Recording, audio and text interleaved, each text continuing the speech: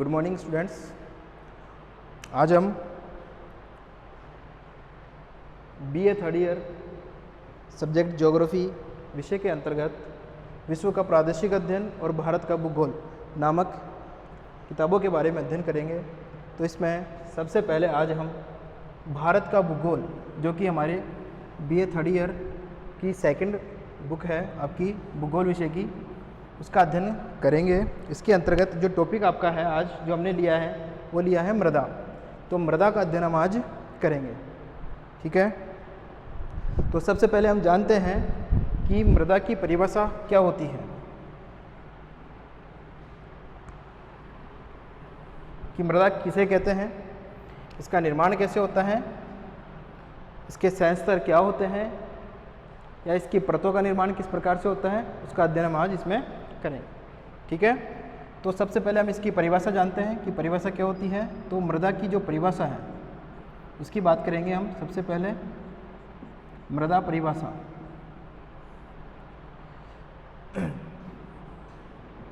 BA third year जो आपकी है उसमें भारत का भूगोल जो विषय है आपका है, जो आपकी सेकंड बुक है, उसके अंतर्गत हम भारत की मिट्टियों के बारे में पढ़ेंगे।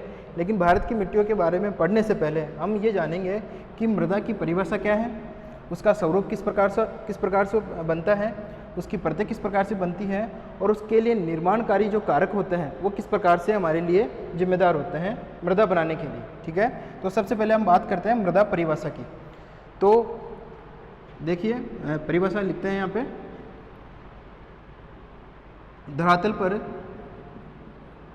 धरातल पर जितने भी असंगठित पदार्थ होते हैं, धरातल पर जितने भी असंगठित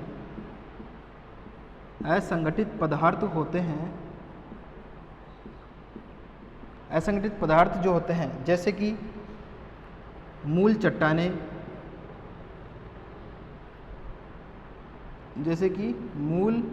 चट्टानें, वनस्पति आवरण, मूल चट्टानें हो गई, वनस्पति आवरण हो गया,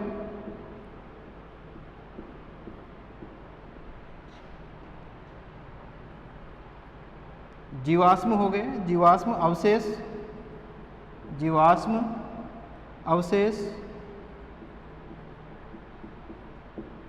इन सभी को मिलाकर, इन सभी को जो असंगठित पदार्थ है जिनमें जैसे कि मूल चट्टानें हैं, वनस्पति आवरण है, ठीक है, और जीवाश्म अवशेष जो है, इनको मिलाकर मृदा की एक पतली परत बनती है या आवरण, पतला आवरण बनता है, उसे हम बोलते हैं मृदा।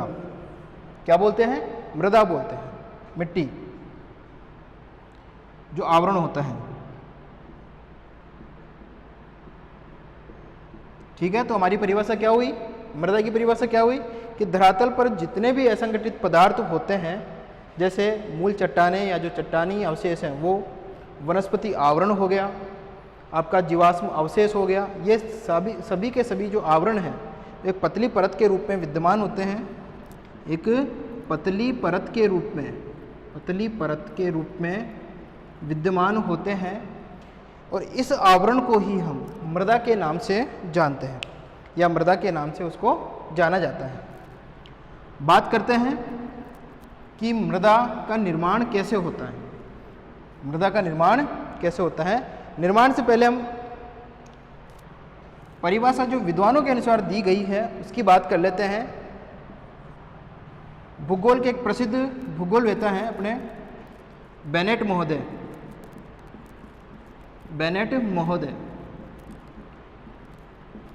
महोदय के अनुसार जो मृदा की जो परिभाषा बनती है, उन्होंने जो परिभाषा बनाई है उसके बारे में हमें बात कर लेते हैं। इन्होंने कहा था कि धरातल पर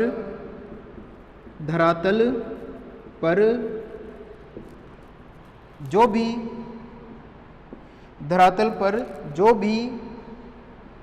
असंगठित पदार्थ, धरातल पर जो भी असंगठित पदार्थ पाए जाते हैं उन सभी के आवरण को, पदार्थ पाए जाते हैं उन सभी के आवरण को, समझने वाली बात है, आवरण की बात यहाँ पे कर रहे हैं वो, जिससे थोड़ी देर पहले हमने बात की थी परिभाषा में। ठीक है, तो बेनेट महोदय भी वही बात बता रहे हैं कि धरातल पर जितने भी असंगठित पदार्थ हैं, उन असंगठित पदार्थों का जो आवरण होता है, उस आवरण को मृदा या मिट्टी के नाम से जाना जाता है। मृदा या मिट्टी के नाम से जाना जाता है। ठीक है, अब हम बात करेंगे, ये तो एक विद्वान की परिभाषा थी, या सबसे पहले जिन्होंने मिट्टी के बारे में बात की थी वो की थी बेनेट महोदय ने। तो बेनेट महोदय के अनुसार हमने जो परिभाषा है वो यहाँ पे बोर्ड पे लिखी है। ठीक है, अब हम बात करते हैं कि मृदा का जो निर्माण है वो किस प्रकार से होता है, और जो मृदा है वो परतों के रूप में किस प्रकार से बनती है। तो अब सबसे पहले हम बात करेंगे मृदा निर्माण की बात करेंगे हम। मृदा निर्माण कैसे होता है, देखिए मृदा निर्माण की बात करेंगे यहाँ पे हम।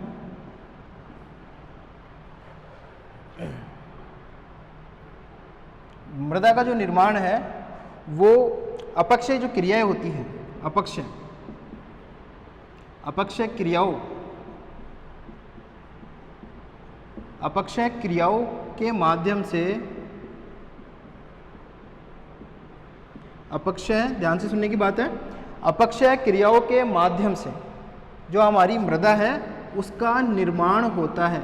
अपक्षय मृदा के निर्माण को पूरा करता है। ठीक है, अब वो अपक्षय जो है वो आपका रासायनिक क्रियाओं के माध्यम से, रासायनिक क्रियाओं के माध्यम से और भौतिक क्रियाओं के माध्यम से, रासायनिक क्रियाओं के माध्यम से और भौतिक क्रियाओं के माध्यम से संपन्न होता है। कौन सी? एक तो रसायन और एक भौतिक। तो रासायनिक क्रियाएं और भौतिक क्रियाओं के माध्यम से क्या बनती है? हमारी मृदा बनती है। और मृदा बनती कैसे है? उससे कि जो मूल चट्टानें होती हैं, मूल चट्टानें, या आप इनको मूल पदार्थ भी बोल सकते हैं, मूल पदार्थ रासायनिक क्रियाओं, भौतिक क्रियाओं से क्या बनती है? मृदा बनती है। किनके माध्यम से? मूल चट्टानों में होने वाले परिवर्तन के माध्यम से। इनके जो जीवाश्म, इनके जो कण वगैरह जो होते हैं, उन कणों से रासायनिक एवं भौतिक क्रियाओं के द्वारा मृदा का निर्माण संपन्न होता है। अब हम बात करेंगे कि जो मृदा का जो निर्माण है वो कितनी अवस्थाओं में होता है, या किस प्रकार से वो अवस्थाएं हमारे सामने आती है, उसके बारे में हम अध्ययन प्रस्तुत करेंगे। तो सबसे पहले लिख लेते हैं बोर्ड पे, मृदा निर्माण की अवस्थाएं।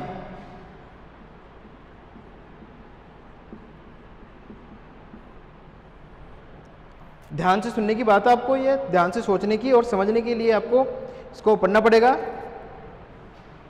कि हमारी जो मृदा है वो कितनी अवस्थाओं में निर्मित होती है, उनका जो निर्माण है वो संपन्न होता है।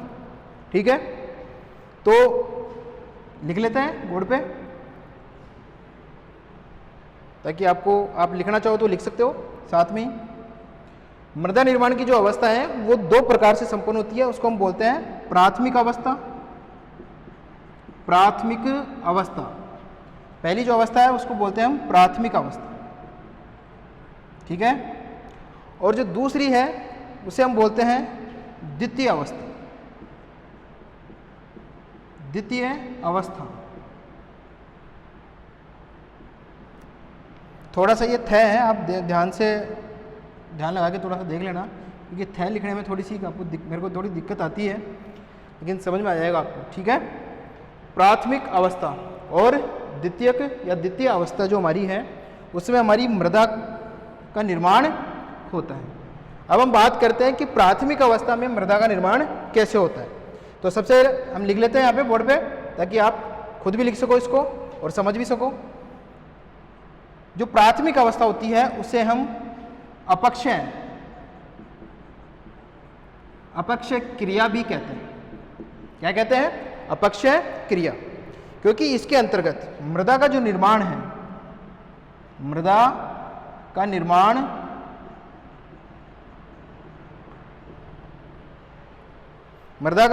है वो रासायनिक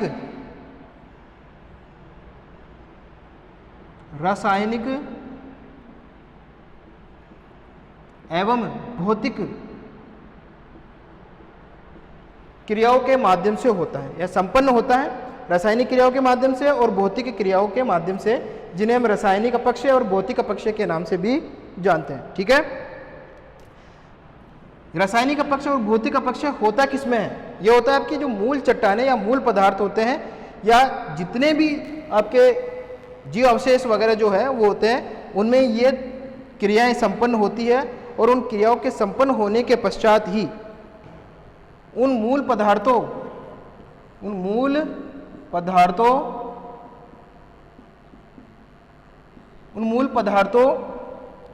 के कणों के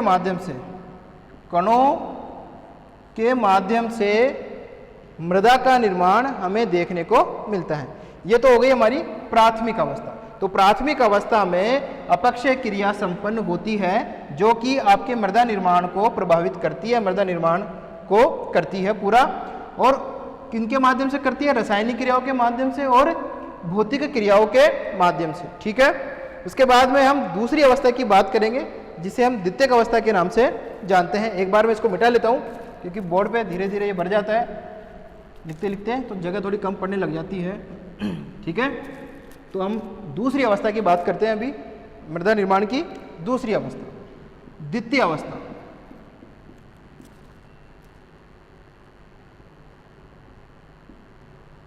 द्वितीय अवस्था, ठीक है, चलो आगे बढ़ते हैं। द्वितीय अवस्था में क्या होता है? जब प्राथमिक अवस्था में मृदा का निर्माण हो जाता है, मतलब पहली अवस्था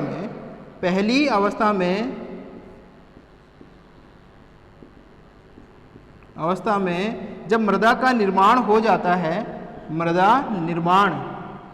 जाता है, तत्पश्चात मृदा के निर्माण के पश्चात मृदा की विभिन्न परतों का निर्माण होता है। तब जाकर हमारी पूरी मिट्टी या मृदा की जो रचना है वो हमको देखने को मिलती है, जो वर्तमान स्वरूप है वो देखने को मिलता है। मृदा की विभिन्न परतों का निर्माण होता है। तो दूसरी अवस्था में क्या हो गया? पहली अवस्था में जो मृदा बनी, उस बनने के बाद में उसमें जो विभिन्न परतों का निर्माण होगा, वो परतों का निर्माण आपके द्वितीय अवस्था में होगा। मृदा रासायनिक और भौतिक क्रियाओं के माध्यम से बनी प्राथमिक अवस्था में, और उसके पश्चात द्वितीय अवस्था में मृदा की विभिन्न परतों का निर्माण होता है। हालांकि कारक उसमें वही लागू होते हैं जो प्राथमिक अवस्था में लागू होते हैं। ठीक है, तो इस प्रकार से हमारी मृदा की विभिन्न परतों का निर्माण संपन्न होता है, जिसे हम मृदा सहस्तर या अंग्रेजी में इसे हम हॉरिजॉन के नाम से जानते हैं। मृदा सहस्तर के नाम से इसे जाना जाता है, जो ये परतों का निर्माण होता है। ठीक है, अब हम बात करेंगे मृदा सहस्तर की।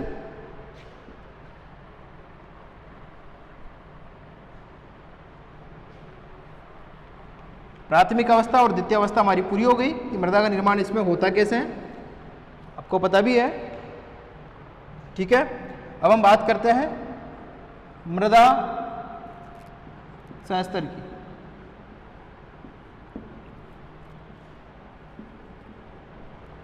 हॉरिजॉन, ठीक है, तो हॉरिजॉन की बात करते हैं हम, मृदा सहस्तर की। सबसे पहले इसकी परिभाषा क्या होती है उसकी बात करते हैं कि मृदा सहस्तर कहते किसे हैं। मृदा की विभिन्न परतों का, ध्यान रखने की बात है, विभिन्न परतों का हॉरिजॉन्टल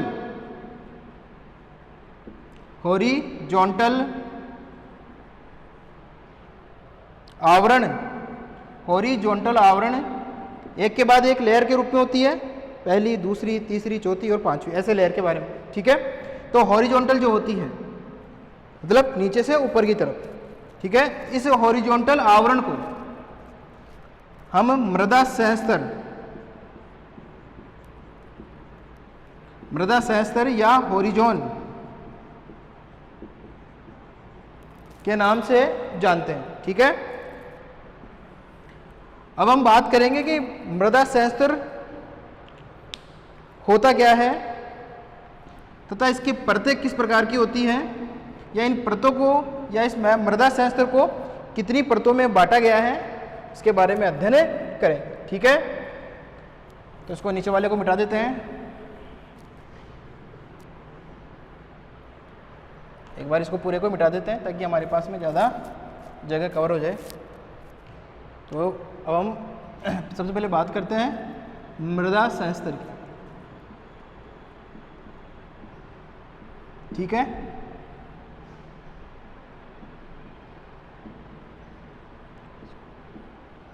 हॉरिजॉन की बात करते हैं हम। सामान्यतः मृदा सहस्तर को हम 4 भागों में बांटते हैं। पहला आपका आता है सहस्तर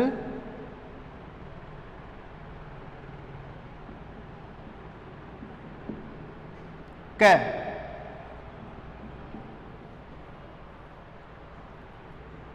हॉरिजॉन ए। ठीक है, दूसरा हमारा आता है सहस्तर ख, हॉरिजॉन बी। ठीक है, सहस्तर क, सहस्तर ख, हॉरिजॉन ए, हॉरिजॉन बी। ठीक है, तीसरा हमारा है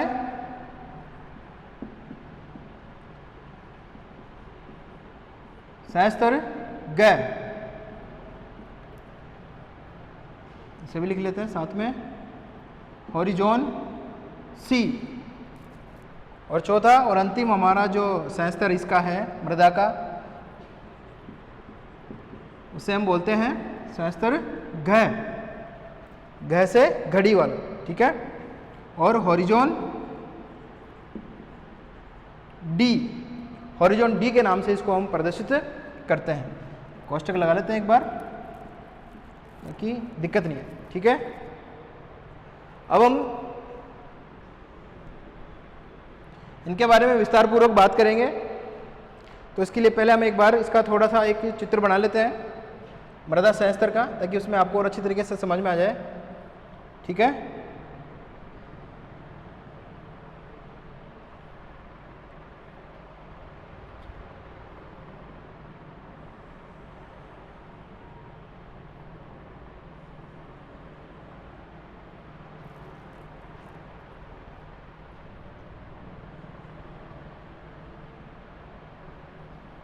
इसको थोड़ा छोटा कर देते हैं ताकि हमारा नीचे वाली जो परत है वो बन जाए। ठीक है, तो सबसे पहले इसको बना लेते हैं हम, सहस्तर को बना लेते हैं। सबसे पहले जो हमारी सबसे पहली परत है इसको बनाते हैं।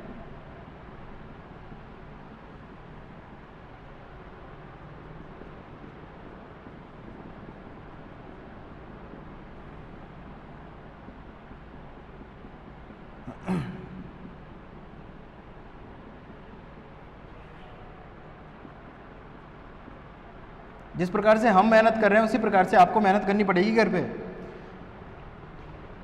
ध्यान रखना, जितने भी स्टूडेंट्स अभी आप ये वीडियो देख रहे हैं उन सबको बोल रहा हूँ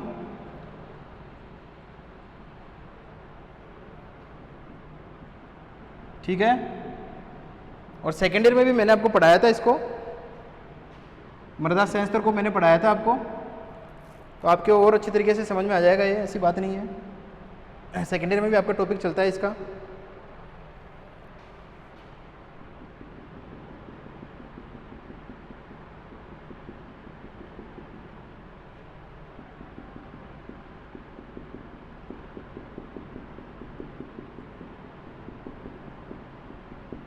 वीडियो को आप लोग एजुकेशन की दृष्टि से देखा करो।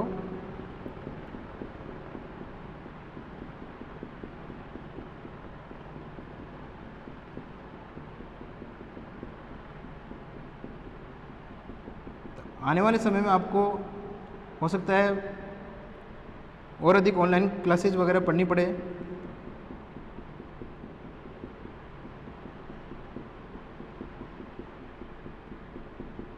ठीक है, तो इस प्रकार से हम परतों का एक बार हॉरिजॉन्टल मैप बना लेते हैं।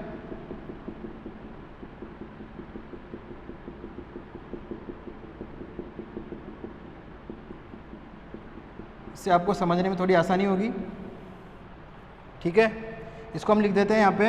हमारा जो सहस्त्र है वो है क या हॉरिजॉन ए।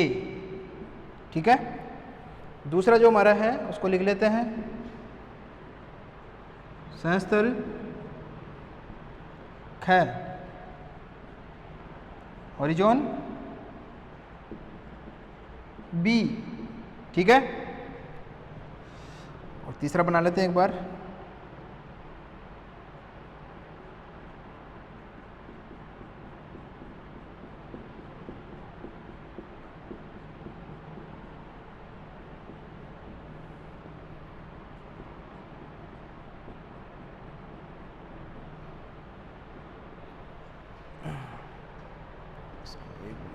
एक बार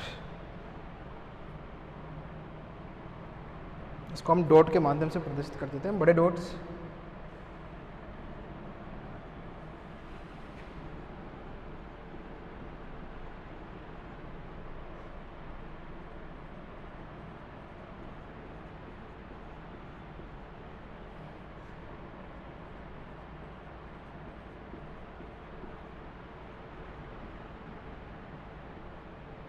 ठीक है,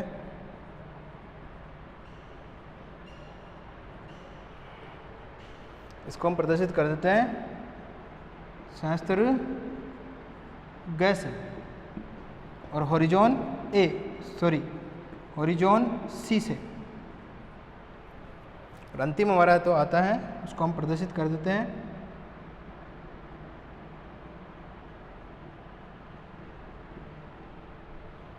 हॉरिजॉन डी से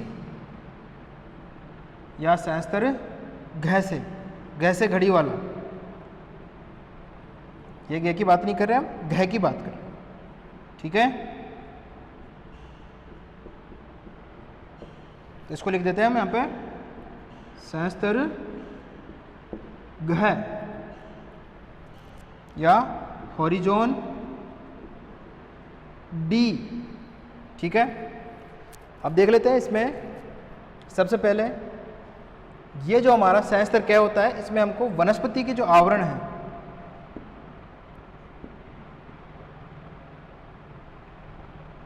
वनस्पति के जो आवरण है वो देखने को मिलती है।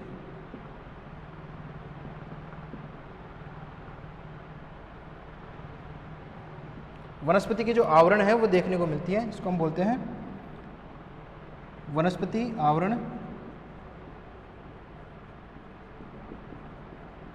अर्थात हमारा जो सहस्त्र क है उसमें जैविक पदार्थों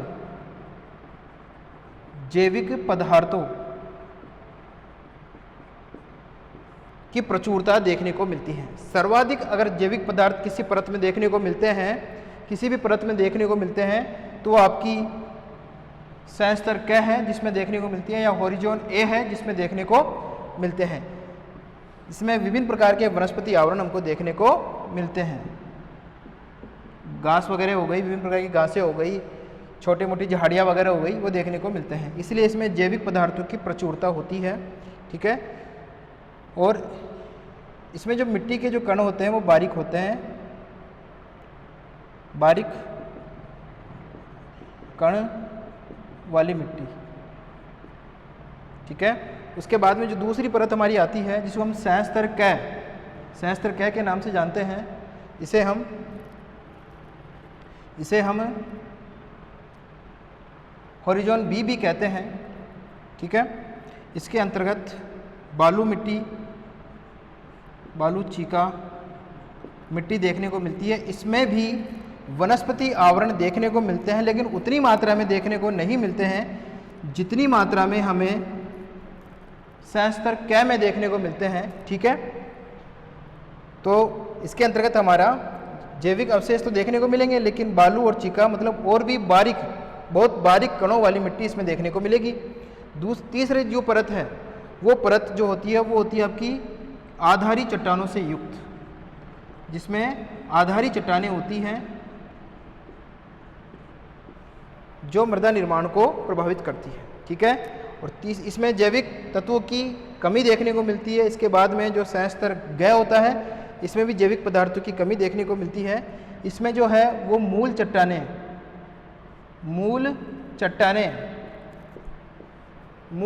इसमें देखने को मिलती हैं इस परत में, जिसे हम संस्तर घ या हॉरिजॉन डी के नाम से जानते हैं।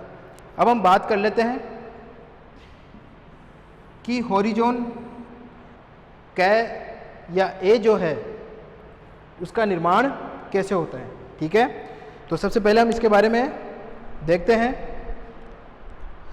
तो देखिए, हॉरिजॉन जो क हमारी है, ये मृदा की सबसे ऊपरी परत होती है, मतलब मृदा की सबसे ऊपरी परत होती है, जिसके अंतर्गत क्या पाए जाते हैं, जीवाश्म या जैविक पदार्थों की मात्रा या वनस्पति आवरण, ठीक है। ये हो गई हमारी संस्तर क। उसके बाद में संस्तर ख की बात करेंगे। हॉरिजॉन बी की बात अगर हम करेंगे तो इसके अंतर्गत ये जो परत है, ख जो परत है, वो आपकी क परत और ग परत के मध्य देखने को मिलती है। कौन सी परतों के मध्य? क और घ परत के बीच में देखने को मिलती है, जिसे हम हॉरिजॉन बी के नाम से जानते हैं। इस परत में भी जैविक तत्वों की प्रचुरता होती है, लेकिन समझने वाली बात यह है कि इस परत से, कौन सी परत से, संस्तर क परत से कम देखने को मिलती है, ठीक है। बाकी की दो परतों से ज़्यादा इसमें देखने को मिलती है। उसके बाद में तीसरी जो परत हमारी आती है, संस्तर ग परत, यह परत जो होती है वो हमारी ख परत और घ परत के मध्य देखने को मिलती है। इस परत में हमको आधारी चट्टानें जो होती है, ठीक है, जो मृदा निर्माण को प्रभावित करती है, वो चट्टानें देखने को मिलती है। उन चट्टानों से इस गैस संस्तर का निर्माण हमें देखने को मिलता है, ठीक है। उसके बाद में इस परत के बारे में एक बात और कही जाती है कि ऊपर की जो दो परतें हैं, क परत और ख परत, जिसे हम संस्तर क और संस्तर ख या हॉरिजॉन ए या हॉरिजॉन बी कहते हैं, का निर्माण भी इसी परत से देखने को मिला है, संस्तर ग परत से, ठीक है। उसके बाद में जो हमारी नेक्स्ट जो परत आती है वो आती है घ परत। कौन सी परत? घ परत, जिसे हम संस्तर घ या हॉरिजॉन डी के नाम से जानते हैं, ठीक है। इसके बारे में देख लेते हैं। ये बाकी की जितनी भी परतें होती हैं, परत ए बोल दो, चाहे हॉरिजॉन ए बोल दो या संस्तर क बोल दो, हॉरिजॉन बी, हॉरिजॉन सी, इन सब के लिए मूल चट्टानों के लिए जिम्मेदार होती है। मूल चट्टानें इस परत में देखने को मिलती हैं। तो इस परत से ही बाकी के बाद में धीरे धीरे परतों का निर्माण होता है, ठीक है। अब हम बात करते हैं, ये तो हमारा हो गया मृदा संस्तर के बारे में, ठीक है। मृदा संस्तर के बारे में हमने समझ लिया है, इसके बारे में हमने थोड़ा सा मैप वगैरह भी बनाया है, और इसकी जो परतें हैं उनका हमने धीरे धीरे अध्ययन भी प्रस्तुत कर लिया है। अब हम बात करेंगे कि मृदा का जो निर्माण होता है उसमें महत्वपूर्ण रूप से, मृदा का जो निर्माण होता है उसमें महत्वपूर्ण रूप से जो कारक हैं वो कौन से कारक होते हैं जो मृदा का निर्माण करते हैं, ठीक है। तो करते हैं हम स्टडी।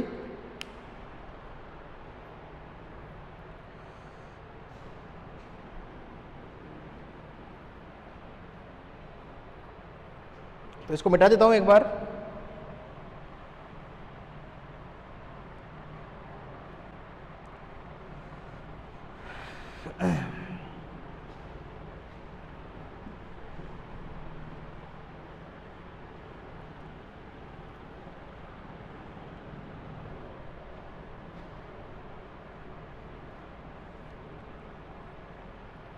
तो अब हम देखेंगे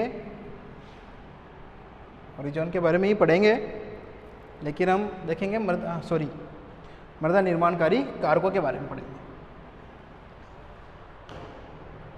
मृदा निर्माणकारी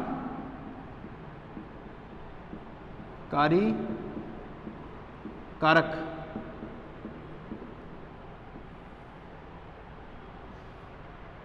देखो कौन कौन से होते हैं मृदा निर्माण के कारक कौन कौन से होते हैं। ये वे कारक होते हैं जिनसे मृदा का निर्माण होता है। ठीक है, पहला जो आता है कारक नंबर 1, वो आता है जलवायु। ठीक है, इसके बाद में दूसरा जो कारक आता है वो आता है हमारा जैविक कारक।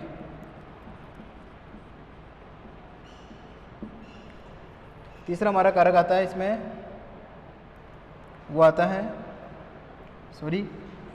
जलवायु, जैविक कारक, और उसके बाद में आता है उच्चावच।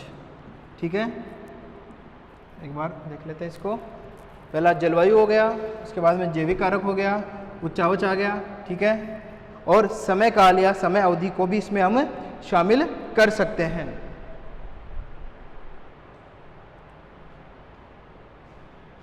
और मूल पदार्थ,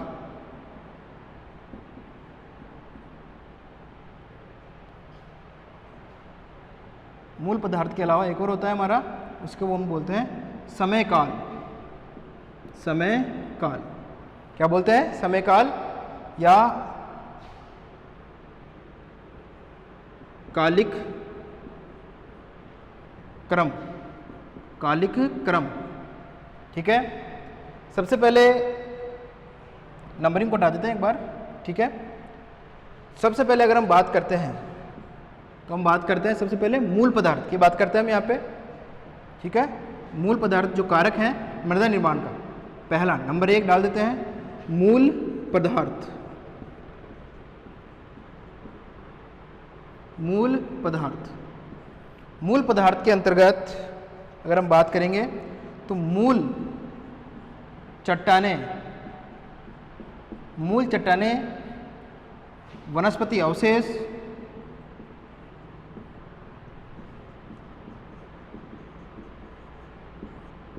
तथा दूसरे जीवाश्म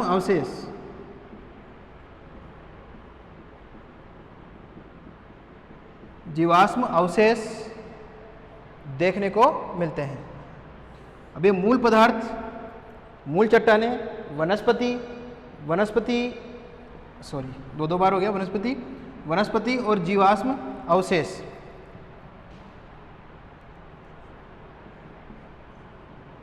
इनका रासायनिक एवं भौतिक अपक्षय के पश्चात मृदा के रूप में रूपांतरण देखने को मिलता है। अर्थात रासायनिक और भौतिक अपक्षय के पश्चात मूल चट्टानें, वनस्पति आवरण और जीवाश्म अवशेष, इनका मृदा स्वरूप देखने को मिलता है मूल पदार्थ के रूप में। ठीक है, ये हो गया हमारा मूल पदार्थ कारक। उसके बाद में दूसरा जो हमारा आता है वो आता है हमारा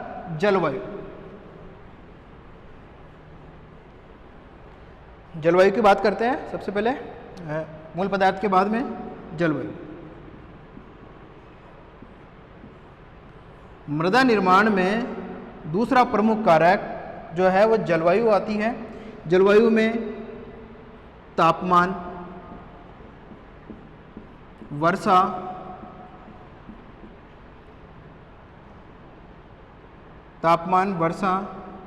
तथा पवन के माध्यम से मृदा का निर्माण देखने को मिलता है। क्योंकि मूल पदार्थों में किसमें? मूल पदार्थों में अपक्षय की क्रिया के फलस्वरूप, इसमें टेम्परेचर भी डिपेंड करता है, वर्षा भी डिपेंड करती है आपकी, और पवन भी डिपेंड करती है। ठीक है, तो मूल पदार्थों में अपक्षय की क्रिया होती है, तापमान, वर्षा और पवन इसको प्रभावित करते हैं, और फिर धीरे धीरे उससे मृदा का निर्माण शुरू हो जाता है। तीसरा जो आपका आता है वो आता है जैविक कारक। कौन सा कारक आता है? जैविक कारक। पहले दो कारक हमारे हो गए मूल पदार्थ और जलवायु। उसके बाद में तीसरा हमारा आता है जैविक कारक। ठीक है, इसके बारे में पढ़ते हैं। जैविक जो कारक है उसके अंतर्गत विभिन्न जीव जंतु अपनी विभिन्न क्रियाओं के माध्यम से, जीव जंतु विभिन्न क्रियाओं के माध्यम से, विभिन्न क्रियाओं के माध्यम से मृदा के निर्माण को प्रभावित करते हैं। चाहे वो आपका मानव आप मान लो, चाहे आप वो विभिन्न जीव जैसे जंतु वगैरह उनको आप मान लो, पशु वगैरह जो हैं वो इसके अंतर्गत शामिल हो जाएंगे।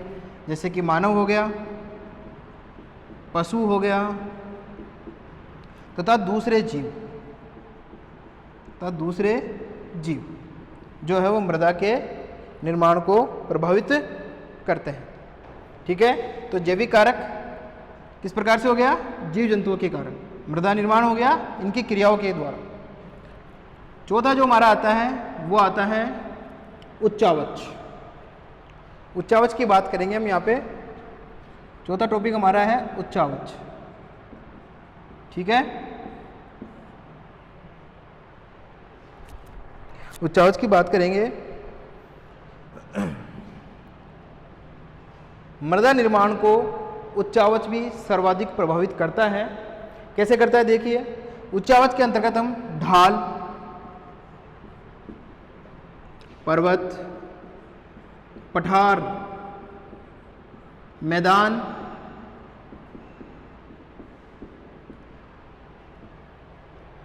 आदि को शामिल करते हैं। इसमें ढाल हो गया, पर्वत हो गया, पठार हो गया और मैदानी जो क्षेत्र हैं, ये हम जगह की बात कर रहे हैं। पर्टिकुलर कोई जगह होती है उसकी बात करें, जैसे ढाल हो गया, पर्वत हो गया, पठार हो गया और मैदान हो गया। वहाँ पर मृदा की विभिन्न परतें निर्मित होती है। जैसे कि अगर ढाल वाला जो क्षेत्र होगा, ढलान तेज होने के कारण यहाँ पर जो भी मृदा का निर्माण होगा, किसी भी प्रकार की मृदा का निर्माण होगा, वो मृदा की जो परत होगी, मृदा परत यहाँ पे कमजोर या पतली देखने को मिलती है। ठीक है, मृदा परत कमजोर या पतली देखने को मिलती है, क्योंकि ढाल होने के कारण जो मूल पदार्थ के जो कण हैं वो यहाँ पे रुक नहीं पाते हैं। मतलब रुकते तो हैं लेकिन बहुत कम रुकते हैं, और जितने भी रुकते हैं उससे एक बारीक परत ही बनती है। इसलिए यहाँ पे जो मृदा की परत बनेगी वो कमजोर बनेगी, पतली बनेगी। ठीक है, तो पता लग गया हमको कि ढाल का जो स्वरूप है वो उच्चावच के अंतर्गत आता है और वो मृदा निर्माण को प्रभावित करता है। ऐसे ही पर्वतीय क्षेत्रों में होगा, पठारी क्षेत्रों में होगा और मैदानी क्षेत्रों में होगा।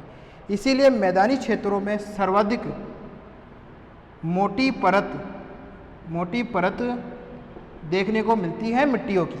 क्यों? क्योंकि यहाँ पे समतल मैदान देखने को मिलते हैं, समतल क्षेत्र देखने को मिलते हैं। मैदान किसको बोलते हैं?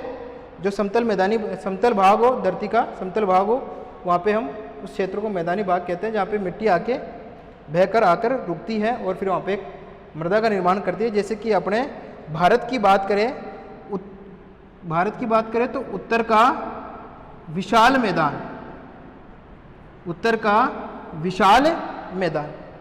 कौन सा होगा? उत्तर का विशाल मैदान। ऐसे ही नदियों के माध्यम से बहकर आई हुई मूल पदार्थों के जो कण हैं, चट्टानी जो कण हैं, वो धीरे धीरे आके उत्तर के विशाल मैदान में आकर एक के बाद एक डिपॉजिट होते रहते हैं, मतलब जमते रहते हैं, जिससे हमारी मिट्टी या मृदा की परतों का निर्माण होता है। ठीक है, उसके बाद में आता है हमारा पांचवा और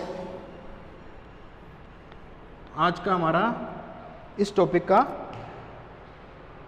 अंतिम बिंदु।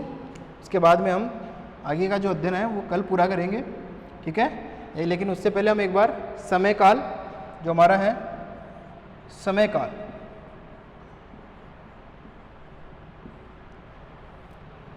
या कालिक क्रम की बात करते हैं। देखो, अनुकूल दशाएं होगी, उन अनुकूल, कौन सी अनुकूल दशाएं? मिट्टी निर्माण की अनुकूल दशाएं या मृदा निर्माण की अनुकूल दशाएं। अगर दशाएं अनुकूल हैं और उन दशाओं के लिए मिट्टी में बनने में जो समय लगता है वो भी अधिक है, तो मिट्टी का जो स्वरूप बनेगा या बन के जो हमारे सामने आएगा वो सबसे उत्तम होगा। इसीलिए समय काल मृदा निर्माण में, समय काल मृदा निर्माण में महत्वपूर्ण भूमिका निभाता है। मृदा बनने में जितना समय लगेगा, मृदा उतनी ही ज़्यादा परिपक्व होगी और उतनी ही ज़्यादा संसाधनों से या जैविक पदार्थों से परिपूर्ण होगी, क्योंकि लगातार डिपॉजिट वहाँ पे होता रहेगा और समय भी उसमें ज़्यादा लग रहा है डिपॉजिट होने में। समय काल ज़्यादा, कालिक क्रम यहाँ पे ज़्यादा देखने को मिलता है, कालानुक्रम यहाँ पे ज़्यादा देखने को मिल रहा है मृदा निर्माण में। तो वो जो मिट्टी बनेगी वो आपकी पूर्ण रूप से परिपक्व होगी, ठीक है। जितना ज़्यादा समय लगेगा मिट्टी भी उतनी ज़्यादा परिपक्व होगी। इसको हम संपूर्ण रूप से परिपक्व नहीं बोल सकते, क्योंकि मृदा लगातार अविरल रूप से इन अवसादों के कारण बनती रहती है। जो अवसाद हमारे बह के आते हैं नदियों के साथ में, ठीक है, या दूसरे जो हमारे कारक होते हैं, फैक्टर्स जो होते हैं, उनसे जो बहकर आती हैं वो हमारी मिट्टी के निर्माण को प्रभावित करती है, ठीक है। ओके स्टूडेंट्स, बाकी का जो है बचा हुआ शेष वो हम कल पूरा करें, ठीक है। Thank you.